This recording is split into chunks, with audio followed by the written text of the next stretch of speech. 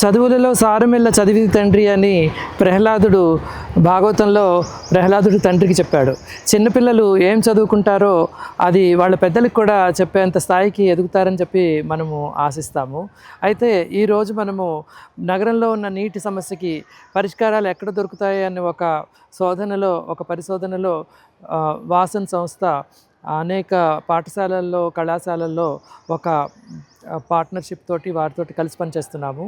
ఆ క్యాంపస్లో పడే వర్షం నీళ్ళన్నీ పొదుపు చేసుకుని అక్కడి నుంచి నీటికి సంబంధించిన సమస్యల పరిష్కారం మొదలవుతుందని ఆశిస్తున్నాము.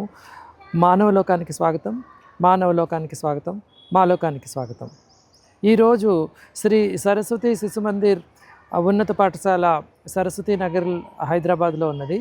ఈ పాఠశాలతోటి మనము ఈ వాసన సంస్థ ద్వారా ఈ పాఠశాలలో పడే ప్రతి వర్షపు చినుకుని పొదుపు చేసి ఈ ప్రాంతంలో అంతటికీ కూడా భూగర్భ జలం పెరిగే విధంగా ఈ పాఠశాల ఒక ఆదర్శప్రాయమైన పాఠశాలలా మారుతుందని ఆశిస్తున్నాము.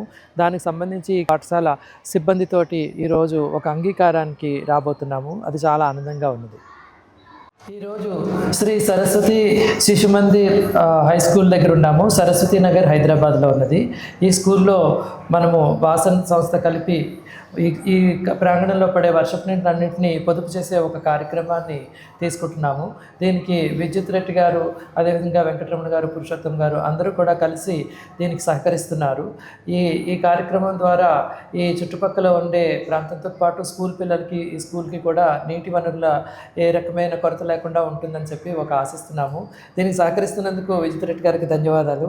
ఈ సందర్భంలో మీ అభిప్రాయం కూడా పంచుకోండి సార్. రామచంద్రుడి గారు, వాసన్ సంస్థ ద్వారా మీరు చేస్తుండేటువంటి ఒక సేవా కార్యక్రమానికి మా శుభాకాంక్షలు.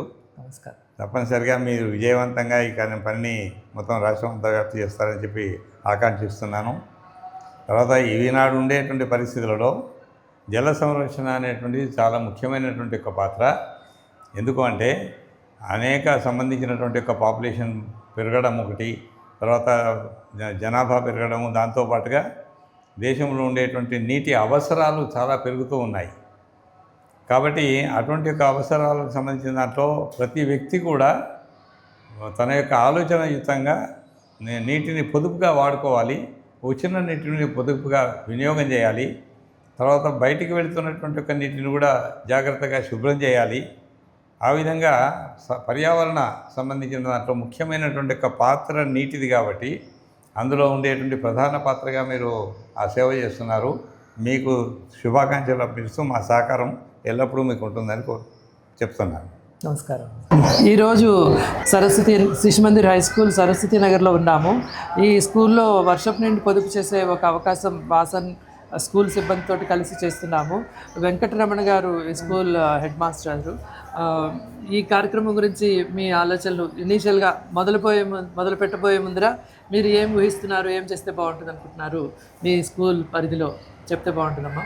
మేము చాలా రోజుల నుంచి ఈ వాటర్ హార్వెస్టింగ్ పిట్ ఒకటి తయారు చేయాలి అనుకుంటున్నాము. కానీ ఎందుకో ఎప్పటికప్పుడు పోస్ట్పోన్ అవుతూ వస్తుంది.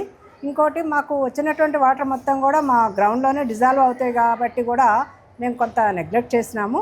అయితే ఇప్పుడు మీరు వచ్చి అది మొదలు పెడతాము అంటే చాలా సంతోషంగా ఉన్నది.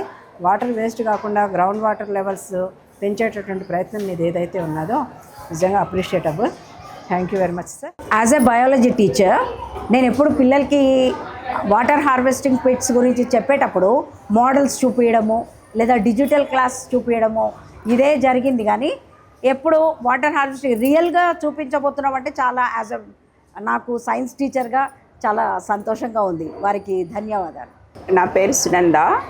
నేను 30 years నుండి ఇదే స్కూల్లో వర్క్ చేస్తున్నాను. మా గ్రౌండ్ అంతా ఓపెన్గా ఉంటుంది కాబట్టి ఫుల్ వాటర్ డిజాల్వ్ అయిపోతూ ఉంటుంది. ఒకసారి ప్రయత్నం కూడా చేశాము, కొద్దిగా కన్స్ట్రక్షన్ పిట్స్ చేయించడం అదంతా, కానీ సక్సెస్ కాలేకపోయినాము. ప్రస్తుతము మీ రెస్పాన్సిబిలిటీతో మాకు ఇది కంప్లీట్ చేస్తారంటే చాలా హ్యాపీగా ఉంది. Thank you.